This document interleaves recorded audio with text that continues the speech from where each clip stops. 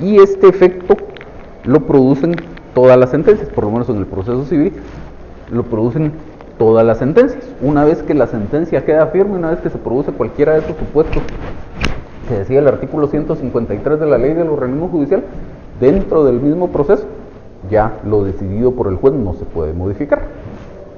Ya no hay pues un recurso posterior que pudiera plantearse, algún mecanismo de revisión. Precisamente por eso es que ya la sentencia quedó ejecutoriada, ya no hay alguna forma de variar lo decidido por el juez.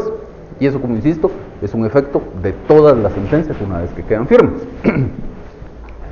Luego está la cosa juzgada material, y esa lo que quiere decir es que lo decidido por el juez ya no se puede variar ni en el mismo proceso ni en uno independiente. Y ahí la regla general es que las sentencias también producen como efecto la cosa juzgada material, pero esa es una regla general que sí tiene excepciones. Veamos un par de ejemplos expresamente establecidos en la ley. El artículo 335 del Código Procesal Civil y Mercantil, hablando de la sentencia del juicio ejecutivo, dice: la sentencia dictada en juicio ejecutivo no pasa en autoridad de cosa juzgada. En realidad aquí se refiere a cosa juzgada material. Cosa juzgada formal si produce, una vez que quede firme la sentencia del juicio ejecutivo, dentro del propio juicio ejecutivo ya no se puede variar lo decidido, se puede variar en uno distinto. Por eso dice, lo decidido puede modificarse en juicio ordinario posterior. Y después trata sobre ese juicio ordinario posterior. Entonces, pues ahí vemos claramente la distinción entre la cosa juzgada formal y la cosa juzgada material. Una vez que notifican a las partes la sentencia del juicio ejecutivo y transcurren, por ejemplo, los 3 días sin que ninguna de las partes interponga recurso de apelación, o si lo interpusieron y ya tenemos sentencia de segunda instancia o cualquiera de los otros supuestos por el cual llegamos a tener una sentencia ejecutoriada dentro del mismo juicio ejecutivo, eso ya no se puede cambiar. Pero, dice la ley, en un juicio distinto sí, en este caso en un juicio ordinario. Entonces, solo cuando la ley expresamente lo permite, como en este caso, se puede plantear un proceso distinto en el cual se pudiera variar lo decidido por el juez. Otro ejemplo es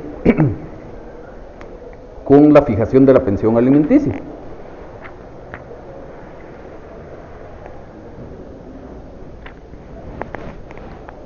Dice el artículo 216 del Código: todas las cuestiones relativas a fijación, modificación, suspensión y extinción de la obligación de prestar alimentos se ventilarán por el procedimiento. Entonces, si a alguien lo demandan en un juicio oral de fijación de pensión alimenticia y le fijan la pensión alimenticia en 10,000 quetzales al mes, una vez que quede firme esa sentencia de ese juicio oral, dentro del mismo juicio oral, eso ya no se puede cambiar, cosa juzgada formal. Pero sí se puede cambiar en un proceso distinto. Si luego varían las circunstancias y la señora quiere que le aumenten la pensión alimenticia, puede plantear un nuevo juicio oral de modificación, de aumento de la pensión alimenticia. Igual, si varían las circunstancias y el señor ya no puede pagar esos 10,000 quetzales al mes, puede también plantear un nuevo juicio oral de reducción de la pensión alimenticia.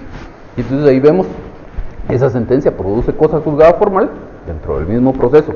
Ya no se puede variar lo decidido, pero no produce cosa juzgada material, porque en un proceso distinto sí se puede variar. Insisto, solo en esos casos expresamente permitidos por la ley. ¿Vamos bien hasta aquí? ¿Sí? ¿No hay duda? Va. Entonces, regresemos a este artículo 155. Hay cosa juzgada, ahí estamos hablando de cosa juzgada. ¿Qué entendemos por cosa juzgada? Ese efecto de la sentencia, que puede ser formal o material, pero ese efecto de la sentencia, esa inmutabilidad de lo decidido por el juez. Hay cosa juzgada cuando la sentencia es ejecutoriada. Perfecto. Cuando la sentencia es ejecutoriada, hay cosa juzgada. Y luego añade unos ciertos requisitos, pero esos requisitos en realidad no son para que exista cosa juzgada, son para que se pueda interponer una excepción previa de cosa juzgada, porque ya me empieza a tratar parecen niños ustedes. Yo no doy clases en colegio porque si no tengo paciencia para tratar con niños. Ustedes ya se van a graduar, no están para estar jugando con teléfono. La próxima vez el que quiera quedarse jugando con su teléfono se puede quedar afuera. Entonces decíamos que la cosa juzgada es un efecto natural de la sentencia. Y para que exista cosa juzgada no necesito de otro proceso. Es decir, terminamos un proceso, lo que ustedes quieran, un juicio ordinario de divorcio. Llegamos a esa sentencia, la sentencia queda firme, en el sentido que ustedes quieran, declarando con lugar o sin lugar la demanda. Esa sentencia produce el efecto de cosa juzgada, y produce el efecto de cosa juzgada tanto formal como material. Por lo tanto, no es cierto, como dice aquí la norma, que para que exista cosa juzgada exista necesidad de que haya identidad de personas, cosas, etc. Simplemente tenemos una demanda, llega una sentencia, firme esa sentencia, hay cosa juzgada. Ahora, distinto es cuando procedería la excepción previa de cosa juzgada, porque obviamente para que proceda la excepción previa de cosa juzgada sí necesito un segundo proceso, que es en donde la voy a interponer. Y entonces, para interponer esa excepción previa de cosa juzgada, dice, siempre que haya identidad de personas. Hasta ahí vamos bien. Personas, sujetos, es lo mismo. Si hay identidad de sujetos o de personas, puedo interponer la excepción previa de cosa juzgada. Cosas, dejemos de lado las cosas. Pretensión es el objeto. Causa o razón de pedir, la causa. Ahí tendríamos los tres elementos, pero nuevamente le agregan aquí también el tema de las cosas. Y entonces nos volvemos a topar con el mismo problema que señalábamos con la excepción previa de litispendencia. El proceso no necesariamente versa sobre cosas. Es más, en la mayoría de casos no versa sobre cosas. Los procesos que versan sobre cosas en realidad son muy pocos. Y si el proceso versa sobre cosas, como poníamos el ejemplo del juicio ordinario de reivindicación de la propiedad, la cosa sobre la que versa el proceso queda comprendida aquí en la pretensión. Entonces, en cualquier caso, el tema de las cosas está de más. ¿Qué más? Este término de cosas en la excepción previa de cosa juzgada que nosotros planteamos proponer, mi pregunta es, en el memorial de excepción previa de cosa juzgada, nosotros tenemos que poner que por el mismo hecho que la naturaleza de la cosa juzgada no es sobre cosas, no cabe este supuesto, pero sí bajo los tres supuestos está sujeto 2. Lo normal es que en la práctica los jueces sí no se hacen mucho bolas con este tema de las cosas. Los jueces en la práctica lo normal es que sí tienen claro que para que exista la posibilidad de interponer una excepción previa, ya sea de litispendencia o de cosa juzgada, lo que necesitamos es una identidad en ambos procesos en cuanto a estos tres elementos. Entonces, si usted le argumenta al juez y efectivamente existe identidad en estos tres elementos en ambos procesos, pues le va a declarar con lugar la excepción que corresponda. De litispendencia, si el primer proceso está en trámite, o de cosas juzgadas y hay una sentencia firme. ¿Dudas hasta aquí?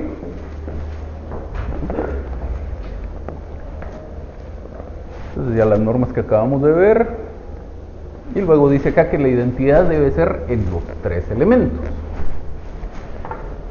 ¿Qué pasa si uno es diferente? Se pregunta por ahí. No procede la excepción. Si tengo los mismos sujetos, el mismo objeto, pero la causa es distinta, pues ya los procesos no son iguales. Un ejemplo típico de esto podría ser una demanda de divorcio. Si se plantea una demanda de divorcio, la señora demanda el divorcio al señor, obviamente los sujetos son ellos dos, el objeto es el divorcio, la causa va a ser su causal de divorcio que está invocando. Si demanda el divorcio por malos tratos, por ejemplo, tenemos ahí configurada una acción, una demanda. Luego la misma señora, si quisiera, podría plantear una demanda, obviamente tendría que ser en contra del mismo señor, también de divorcio. Siguen siendo los mismos sujetos, la misma causa, pero ahora es por infidelidad. Perdón, los mismos sujetos, el mismo objeto, pero ahora es por infidelidad Entonces la causa es distinta. Incluso podría ser una demanda de divorcio entre estos dos cónyuges, la demanda es de divorcio, la causa es infidelidad, pero es un episodio específico de infidelidad. Luego, si fuera un episodio de infidelidad distinto, un suceso de infidelidad distinto, pues la causa es distinta. Por lo tanto, no hay identidad en los tres elementos y por lo tanto esas demandas pueden coexistir perfectamente. Lo que sí se puede hacer es acumular los procesos, si cualquiera de las partes lo pide, para que ambos continúen su tramitación conjuntamente y se resuelvan en una sola sentencia. Eso sí se puede hacer, pero es distinto a la litispendencia o la cosa juzgada, que aquí la idea en ambas excepciones previas es que el segundo proceso no se tramite. Como ya existe una decisión firme en el primer proceso, o por lo menos ya está constituido un proceso anterior, la idea es, no puede nacer a la vida jurídica un segundo proceso que verse sobre lo mismo. Luego, si uno es parecido, pues igual, no importa, como el caso este del divorcio que decíamos, pues incluso podría ser en ambos casos por infidelidad, pero si son supuestos de infidelidad o sucesos de infidelidad distintos, las demandas perfectamente pueden coexistir, porque no hay identidad en este caso en cuanto a la causa. Y esto es importante, para determinar si hay identidad se atiende a la esencia, no es necesario que sean las mismas palabras. Obviamente en sujeto sí, pues porque si le cambiamos una palabra pues ya es una persona distinta, pero para entender que estamos hablando de la misma causa, no necesito que los hechos sean expresados exactamente con las mismas palabras, pero si son los mismos hechos, pues entonces habrá identidad de causa. Y lo mismo el objeto. Si le cambiamos una palabra a la petición de fondo o le cambiamos el orden, pero al final de cuentas el objeto es el mismo, pues no importa, de todos modos existe la identidad y de todos modos procederá alguna de estas dos excepciones. ¿Dudas?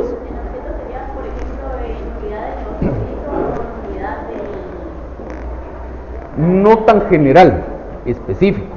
Si es nulidad del negocio jurídico, será nulidad del negocio jurídico contenido en la escritura pública número tal, por ejemplo. Entonces, si en una demanda pretendo yo la nulidad de ese negocio jurídico, luego si presento otra demanda pretendiendo la nulidad del mismo negocio jurídico por la misma causa y demandando a la misma persona, hay identidad en las tres cosas y según el caso procederá una excepción de litispendencia o de cosa juzgada. ¿Alguien más? ¿Dudas? ¿No? Entonces tenemos la excepción previa de demanda defectuosa.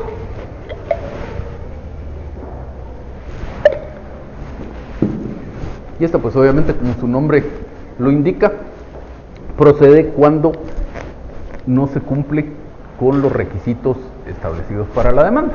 Dice, la demanda es defectuosa cuando se incumple o se cumple defectuosamente alguno de los requisitos establecidos para la demanda.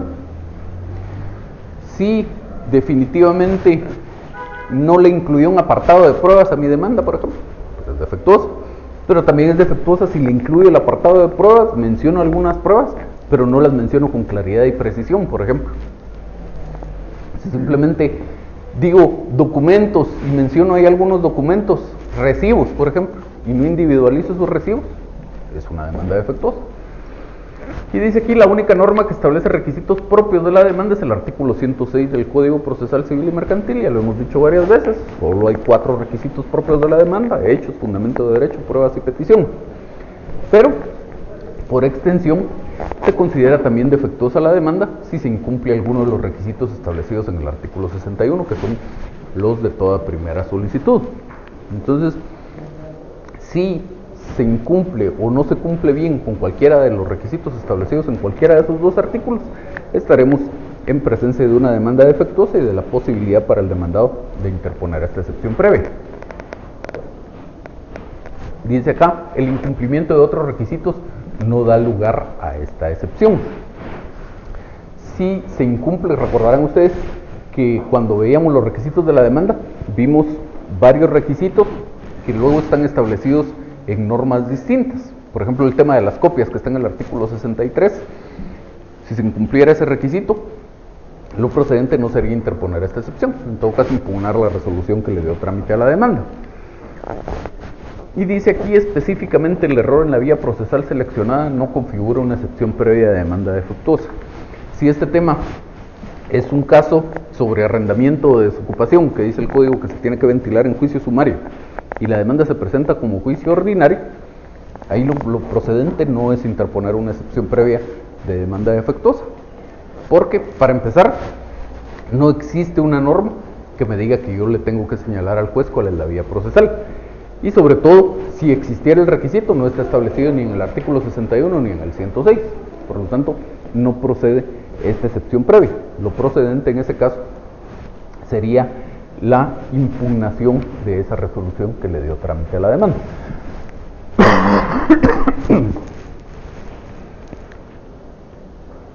Importante, antes de que pasemos a lo siguiente, importante aquí, en cuanto a esta excepción, es que no es consecuencia o no puede ser consecuencia de esta excepción que se rechace la demanda.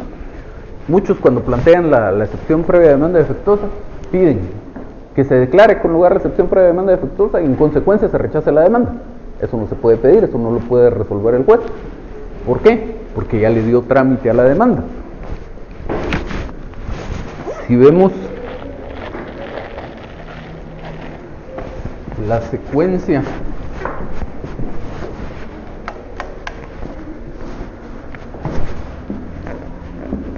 el proceso inició con una demanda, el juez dictó una resolución donde la admitió para su trámite, luego llegó el emplazamiento y en alguno de los primeros 6 días del emplazamiento se interpuso la excepción previa de demanda defectuosa. Entonces, ¿en qué momento puede el juez decidir si le da trámite o no a la demanda? En este periodo de aquí, desde que la demanda se le presenta hasta que le da trámite, que teóricamente debería ser al día siguiente. Esa es la oportunidad que tiene el juez para decidir si le da trámite a la demanda y se materializa en esta resolución. Si el juez considera que la demanda no cumple los requisitos, entonces la rechaza. Pero en este caso, el juez consideró que sí cumplía los requisitos, le dio trámite y por eso es que luego hubo un emplazamiento y por eso es que ahora se interpuso esa excepción previa de demanda defectuosa. Entonces, no podemos pedirle al juez que rechace la demanda porque esa oportunidad ya pasó. El único caso en el que sí se podría pedirle al juez que rechace la demanda es si el supuesto fuera diferente, si no estuviéramos interponiendo la excepción previa de demanda defectuosa, sino que estuviéramos impugnando esta resolución. Por ejemplo, interpongo un recurso de revocatoria en contra de esa resolución. Entonces, ¿qué pasa con el recurso de revocatoria? Lo vamos a ver al final del curso, pero la idea del recurso de revocatoria es, este es un decreto, la idea del recurso de revocatoria es dejarlo sin efecto, y al dejarlo sin efecto, el juez tiene que dictar una resolución en sustitución de eso. Entonces, con un recurso de revocatoria, sí regresamos a este punto en el que el juez otra vez tiene que decidir si le da trámite o no a la demanda, y obviamente, ahora sí es una posibilidad que se rechace. Con eso hay que tener cuidado, porque decíamos, si el requisito incumplido no es de los establecidos en el artículo 61 y el 106, decíamos, no procede la excepción previa de demanda defectuosa, sino que lo que hay que hacer es impugnar la resolución. A la inversa, si el requisito incumplido sí es de los establecidos en el artículo 61 o en el 106, no procede la impugnación de la resolución. Tengo que interponer la excepción previa de demanda defectuosa porque es el mecanismo específico que tengo. Hay por ahí varias sentencias en las que la Corte de Constitucionalidad ha dicho, el tema llega hasta la Corte de Constitucionalidad porque, por ejemplo, no se declaró con lugar un recurso de revocatoria o no se declaró con lugar una nulidad, y la Corte ha dicho, pues aquí hizo bien el juez en no declarar con lugar este mecanismo de impugnación que usted planteó, porque la ley le establecía un vehículo específico para plantear su inconformidad con que se le hubiera dado trámite a la demanda, que es la excepción previa de demanda defectuosa. Entonces hay que tener cuidado con eso. Pero, pues a lo que vamos aquí es que solo si se impugnara la resolución, si por ejemplo la vía procesal fue errónea, entonces lo que yo hago es impugnar esta resolución que le da trámite. Entonces, como producto de la impugnación, si la declaran con lugar, queda sin efecto esta resolución y se vuelve a colocar el juez en la posición de rechazar la demanda si es que fuera el caso. En el caso de esta excepción previa, no. El juez declarará con lugar la excepción previa y entonces lo que yo voy a pretender es que ya no continúe la tramitación del proceso, que es distinto. No puedo pretender que rechace la demanda porque ya no estamos en un momento para eso. ¿Sí?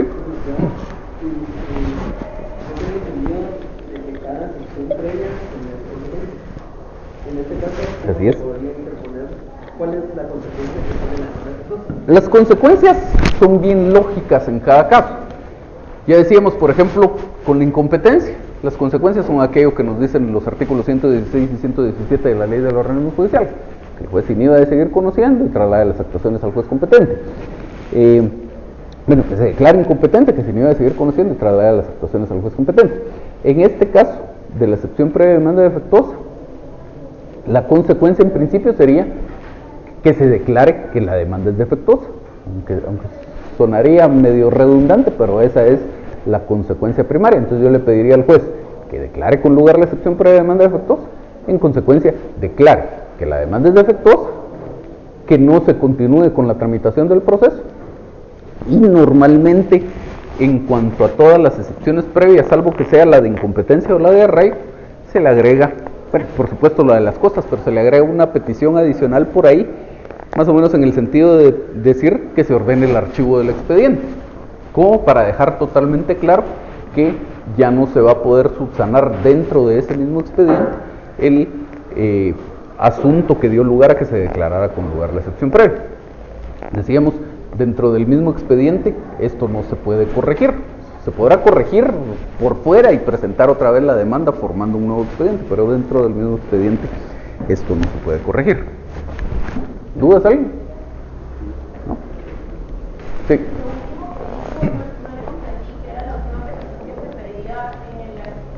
Que se ordene el archivo del expediente. Para que ya se quede sin trámite y entonces que pueda volver a plantear la demanda si es que O sea, que él plantee otra vez la demanda no me interesa a mí. Lo que me interesa a mí es que en este expediente ya no se puede corregir el problema. Por ejemplo, si volviéramos al tema de que no se le... Yo presenté mi demanda y no le incluí un apartado de pruebas. Entonces usted formula su petición y dice, presenta su excepción y al formular su petición de fondo dice que llegó el momento procesal oportuno, se dicta el auto que en derecho corresponde en el cual se declara: 1, con lugar la excepción previa de demanda defectuosa; 2, en consecuencia que la demanda es defectuosa; 3, que no se continúe con la tramitación del proceso; 4, que se ordene el archivo de las actuaciones; 5, que se condenen costas a la parte actora. Y ese tal archivo de las actuaciones, ¿qué quiere decir? Que yo no puedo llegar con otro memorial ante el mismo juez dentro del mismo expediente y decirle: señor juez, aquí está el apartado de pruebas que me hacía falta, mi ofrecimiento de pruebas es este. Lo que tengo que hacer es regresar a mi computadora, incluirle el apartado de pruebas, imprimir otra vez la demanda, llevarla al centro y que se forme un nuevo expediente. ¿Sí? ¿Qué manda? Si es que estoy a tiempo. Entonces, digamos, cuando se resuelve esto de las peticiones que se archiven y todo eso es una sentencia. No, es un auto. Es un auto. Entonces, por eso es de que no se configuraría cosa juzgada, o sea, sí se puede volver a conocer una demanda con los mismos. No es por eso. Porque si fuera, por ejemplo, una excepción previa de prescripción, sí se configura cosa juzgada. Lo que pasa es que decíamos que la regla general es que las excepciones previas no producen efectos en cuanto al fondo del asunto. Pero decíamos que hay 4 excepciones que de conformidad con la doctrina se denominan mixtas: caducidad, prescripción, cosa juzgada y transacción. Esas sí producen efectos en cuanto al fondo del asunto y por lo tanto sí producen cosa juzgada. Si declara el juez con lugar una excepción previa de prescripción, ya no hay forma en este mundo de corregir el tema para que la obligación ya no esté prescrita y se pueda presentar la demanda otra vez. Esa quedó prescrita para eterna memoria. Y lo mismo con las otras 3.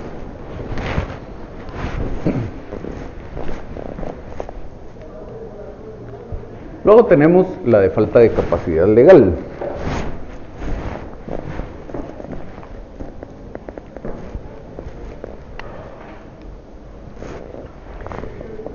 Para esta excepción previa de falta de capacidad legal, partimos en principio del Código Civil y de cómo una institución del Código Civil se extrapola o se importa al derecho procesal civil. En el derecho civil tenemos la capacidad, esa aptitud para adquirir derechos y contraer obligación, y tenemos una clasificación de esa capacidad. La tenemos dividida en capacidad de goce y capacidad de ejercicio. Capacidad de goce la tiene cualquier persona por el hecho de ser persona. Cualquier persona puede adquirir derechos y contraer obligaciones. Un bebé de un mes, un muchacho de 16 años, un mayor de edad, una persona declarada en estado de interdicción, todos por el hecho de ser personas pueden adquirir derechos y contraer obligaciones y por lo tanto todos tienen capacidad de goce. La diferencia entre unos y otros la encontramos nada más en la capacidad de ejercicio, es decir, si pueden adquirir esos derechos, contraer esas obligaciones y ejercitarlos por sí mismos. Y esa solo la tienen los mayores de edad que no están declarados en estado de interdicción. Entonces, por ejemplo, este bebé de un mes o el muchacho de 15 años o la persona declarada en estado de interdicción, todos tienen capacidad de goce, pero no tienen capacidad de ejercicio. Para poder adquirir esos derechos y contraer esas obligaciones, tienen que hacerlo a través de sus representantes legales, sus padres en ejercicio de la patria potestad o sus tutores según sea el caso. Eso es hablando del derecho civil, los temas sustantivos. Y más o menos un reflejo de esto lo vemos también en el derecho procesal. Entonces, el reflejo de la capacidad de goce que tenemos en el derecho civil, en el derecho procesal se le denomina capacidad para ser parte. Y cualquier persona, también por el simple hecho de ser persona, puede ser parte en un proceso.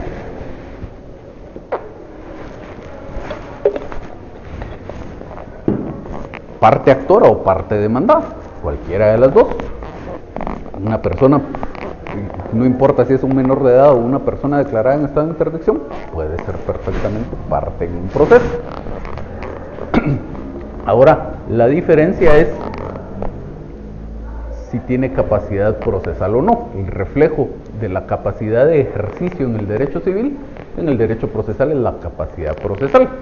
Y entonces esta capacidad procesal es esa potestad de adquirir derechos y contraer obligaciones, de ejercitar en el proceso sus derechos por sí mismo. Así como en el derecho civil era la capacidad o la potestad de adquirir los derechos y contraer las obligaciones por sí mismo, en el derecho procesal es la potestad de comparecer al proceso y ejercitar sus derechos procesales por sí mismo.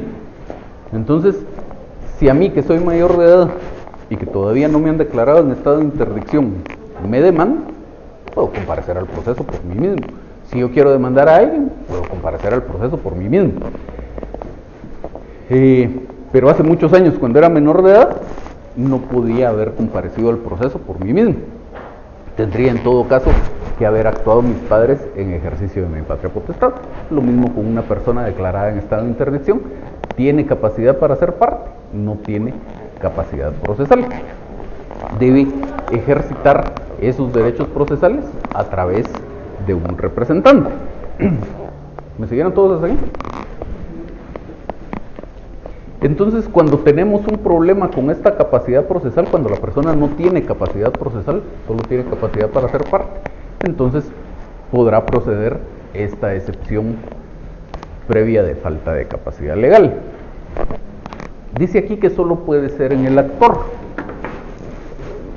Es decir, esta excepción previa solo se puede interponer cuando consideramos que el demandante, la persona que está compareciendo como demandante, no tiene capacidad procesal. Es decir, compareció directamente al proceso un menor de edad o compareció directamente al proceso una persona declarada en esta interdicción. No lo hizo a través de sus padres en ejercicio de la patria potestad o de su tutor. Que en la práctica es muy poco probable que se dé, sobre todo porque en el proceso se requiere el auxilio de abogado y cualquier abogado sabe que no puede comparecer directamente al proceso un menor de edad o una persona declarada en estado de interdicción. Entonces, es muy poco probable que esto ocurra, pero sería el único caso en el que podría ocurrir. Si el que es menor de edad o el que fue declarado en estado de interdicción es el demandado, entonces no tenemos este problema de la falta de capacidad legal. ¿Por qué? Porque este sí tiene capacidad para ser parte. y cuando se presenta la demanda, el demandado obviamente no ha comparecido al proceso. Cuando comparezca al proceso, tendrá que hacerlo a través de su representante. Si, por ejemplo, hay un menor de edad que es dueño de un bien inmueble y yo necesito el tránsito por ese bien inmueble porque yo soy dueño de un predio vecino pero está enclavado dentro de otros predios, necesito constituir o que se constituya una servidumbre de paso sobre este bien que es propiedad del menor de edad. Pues yo tendré que demandar al menor de edad porque es el que tiene legitimación pasiva. Y entonces yo demando al menor de edad, ahí no me podrían alegar falta de capacidad legal. Este tiene capacidad para ser parte, no ha comparecido al proceso, todavía no sabemos cómo va a comparecer. Cuando se quisiera contestar esa demanda o interponer excepciones previas o hacer cualquier cosa en nombre del demandado, entonces tendrán que comparecer al proceso sus padres en ejercicio de la patria potestad o su tutor. Si no se hiciera de esa forma, si compareciera directamente este menor de edad al proceso, tampoco procede la excepción previa, porque la excepción es un mecanismo de defensa que tiene el demandado, no el demandante. Entonces, en ese caso, lo que correspondería sería impugnar esa resolución que le diera trámite al escrito. Obviamente, también es muy poco probable que ocurra en la práctica, porque igual tal vez esta parte demandada tendrá que actuar bajo el auxilio de abogado. ¿Estamos ahí? Si quieren, lo dejamos por hoy por ahí, guardan todas sus cosas, vamos a hacer la prueba corta. ¿Qué manda?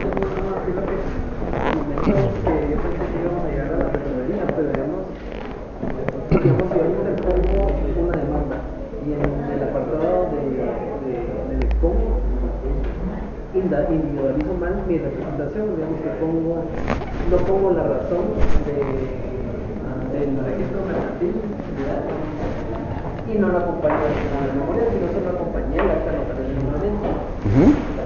¿Qué resolución previa caería ahí, la de demanda de ejecución o la de falta de personería?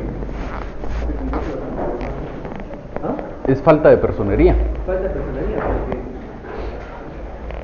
no se está cumpliendo con la ley de representación. Lo que pasa es que el ejemplo o la pregunta que plantea aquí su compañero es, a ver si le entiendo bien su pregunta. Señores, estamos en clase. Estamos resolviendo aquí la duda de su compañero. Su compañero plantea la pregunta, yo presento mi demanda y en la parte expositiva de la demanda no identifico el título de la representación, pero sí lo acompaño. ¿Sí o no lo acompaño? No, es que sí hay una diferencia sustancial entre una y otra cosa. Sí lo acompaño, pero decía usted, solo acompaño el acta notarial en sí misma, no la razón del registro. Entonces ahí lo que tengo es un problema con la acreditación de la representación. El memorial técnicamente está mal, porque técnicamente yo debería haber identificado el título de mi representación, pero específicamente de ese tema no le tengo algún ejemplo, pero sí hay varios casos en los que cuando yo identifico o cuando el demandante identifica su título de representación, comete algún error. Por ejemplo, está inscrito al número 100.000 y al identificarlo dice está inscrito al número 100. Y entonces ahí normalmente lo que resuelven los tribunales es que el requisito legal es que yo acompañe el título de mi representación y que en ese caso sí se cumplió. Que si hay un error al mencionar ese título de representación en la demanda, eso no incide en el asunto y normalmente en ese caso declararían sin lugar una excepción. Entonces, tampoco hay en los artículos 61 y 106 del Código hay una norma que me diga usted tiene que individualizar el título de su representación. Entonces una excepción previa de demanda defectuosa no procedería en ese caso. La demanda técnicamente está mal, pero no procede una excepción de demanda defectuosa. Ahora, sí tengo un problema con la acreditación de esa representación, porque el artículo 45 del Código dice no se admitirá credencial de representación que no esté razonada por la oficina respectiva. Entonces, si yo acompaño solo el acta notarial y no acompaño la razón del registro, no acredité debidamente la representación y por lo tanto lo procedente sería una excepción previa de falta de personería. Bueno, entonces vamos a repartir las pruebas cortas, igual que